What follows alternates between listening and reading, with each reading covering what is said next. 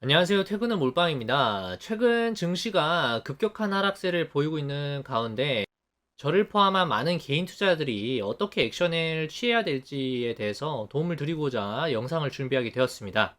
먼저 이번 인플레 우려발 증시 낙폭 확대의 현재 위치를 보시면 코스피는 작년 중순부터 계속해서 하락 추세를 벗어나지 못하고 낙폭을 키우다가 하락세가 시작한 시점인 1년 전 대비했을 때 30% 수준의 하락을 보이고 있습니다.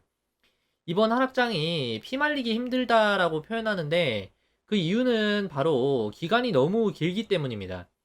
과거 코로나 위기 때는 1개월 만에 주가가 폭락을 했다가 V자 반등을 그리면서 가파른 회복세를 보였었지만 지금은 하락세가 계속해서 이어지고 있고 반등을 할까 하면 빠지고 이런 상황을 반복하는 국면이기 때문입니다.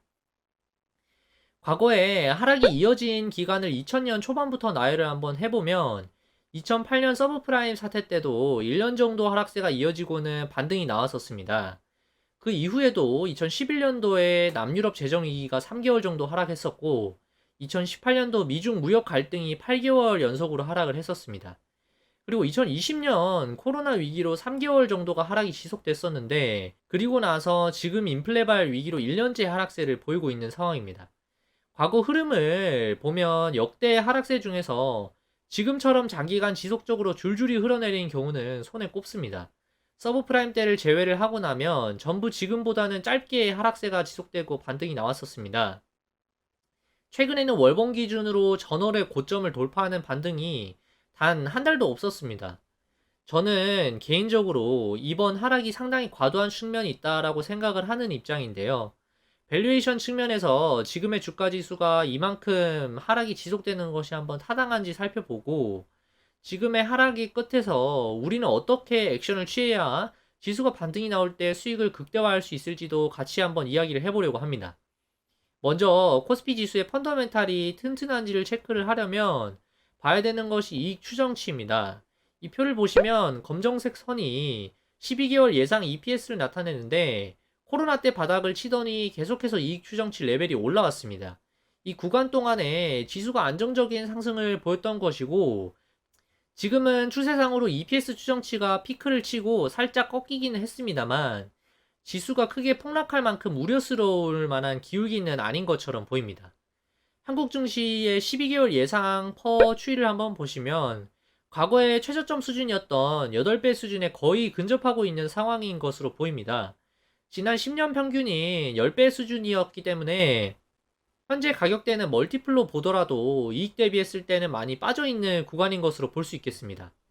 국내 코스피 기업들의 실적은 상장사 중인 IT 비율이 압도적으로 높은 한국 증시의 특징이 있기 때문에 IT에 의해서 크게 변동성을 나타내는데 MSCI 코리아 IT 섹터의 EPS 추정치를 한번 보시면 아직까지는 장기적인 상승세를 벗어나지 않고 있다라는 정도로 해석을 할 수 있겠습니다. 일각에서는 미국의 금리 인상 속도가 빨라짐에 따라서 경기 둔화가 나타나면 소비자들의 구매력 약화로 PC, 스마트폰, 노트북 등의 IT 제품 수요가 줄어들고 반도체 수급에 악영향을 미치기 때문에 실적 전망치가 계속해서 하향 조정될 수 있다라는 우려가 나오고 있습니다만 그럼에도 불구하고 시장의 낙폭이 과하다는 생각을 하고 있습니다. 또한 유진투자증권의 리서치 자료를 통해서 과거의 코스피 영업이익이 위기가 있었던 구간에 얼마나 많이 감소했는지를 정리를 한번 해보면 카드 버블 때 40%, 2008년 금융위기 때 78%, 그리고 유럽 재정위기 때 43%가 감소했습니다. 그리고 미중 무역전쟁 때 55%가 감소를 했고 그 외에는 가믹 사이클에서 10% 내지 20% 수준의 감소 정도만 있었습니다. 이번 인플레발 파동에서는 이미 작년 4분기 이후로 영업이익이 20% 정도가 감소했기 때문에 현재 구간에서 10% 내지는 20% 정도가 추가로 감익이 있다라고 하더라도 지수는 PER이 9배를 기준으로 했을 때 2050에서 2300포인트 구간으로 나오기 때문에 현재 구간은 상당히 낮은 구간으로 와 있다라고 이미 볼 수 있겠습니다. 과거에 코로나 사태 때 모든 보유 종목들이 급락을 했었습니다. 그 당시에 특정 종목들을 주도 섹터로 몰지 않고 이익 모멘텀이 강하지 않은 종목을 계속 보유했다라고 가정을 해보고 한번 비교를 해보겠습니다. A기업과 B기업이 포트폴리오에 들어가 있다라고 해보면 비율은 단순히 50대 50으로 놓고서 보겠습니다. A종목은 산업자재, 화학 소재 사업을 영위하는 기업이고 B기업은 2차전지 소재 기업입니다. 이 기업들의 최근까지 실적 추이를 한번 보시겠습니다. 이 차트는 과거 코로나로 증시가 바닥을 쳤던 20년도 3월 이후부터 분기 실적을 나타낸 그래프인데요. A종목은 이후에 꾸준히 매출의 성장이 있었지만 최근 22년 1분기까지 지속적으로 성장을 해서 당시의 분기 실적 대비했을 때는 20% 수준의 상승을 보여줬습니다. 반면에 B종목은 코로나 당시에 대비했을 때 최근 1분기 실적이 무려 140%나 성장을 한 수준을 보여주고 있고, 이 실적만 보시더라도 제가 무슨 이야기를 하려고 하는지 눈치를 채셨을 것 같은데 주가 추이를 한번 비교를 해보도록 하겠습니다. 물론 속해 있는 산업이 다르기 때문에 산업의 사이클이 어디에 위치해 있느냐에 따라서 포트폴리오 내 종목 간에서 주가 수익률 차이는 크게 발생할 수 있겠습니다만, 대부분의 개인 투자들이 산업까지 분류하면서 포트폴리오에 종목들을 보유를 하지 않고 있고, 증시 폭락 이후에 반등이 나오는 구간에서 단순히 실적 성장이 얼마나 반등에 유의미한 영향을 미치는지를 보여드리기 위해서 준비한 자료이기 때문에 감안을 해서 한번 보시면 될 것 같습니다. 차트를 보시면 방금 실적 성장이 상당히 큰 폭으로 나타났던 B종목의 경우에는 폭락 이후에 고점까지 회복하는 기간이 3개월 정도가 걸렸습니다. 반면에 A종목의 경우에는 13개월 동안 폭락 전 고점을 회복하지 못했었습니다. 이후에도 주가 상승폭을 한번 보시면 매출 볼륨 성장이 확실하게 나왔고, 시장에서 리드 섹터로 주목을 받았던 2차전지 소재주인 B종목은 400%에 달하는 수익률을 향후 2년간 보여줬습니다. 이렇게 비교를 한번 해보면 폭락이 왔을 때 리드 섹터에 집중하고 비중을 높이는 전략이 얼마나 중요한지를 알 수 있는데요. 폭락한 구간에서 주도주로 리밸런싱, 그러니까 실적 성장이 상대적으로 낮은 수준으로 예상이 되는 종목을 교체를 해서 실적 성장률이 크게 전망되는 종목으로 비중 확대를 하는 것이 평가 금액의 수준이 얼마나 차이가 나는지를 한번 제가 계산을 해봤습니다.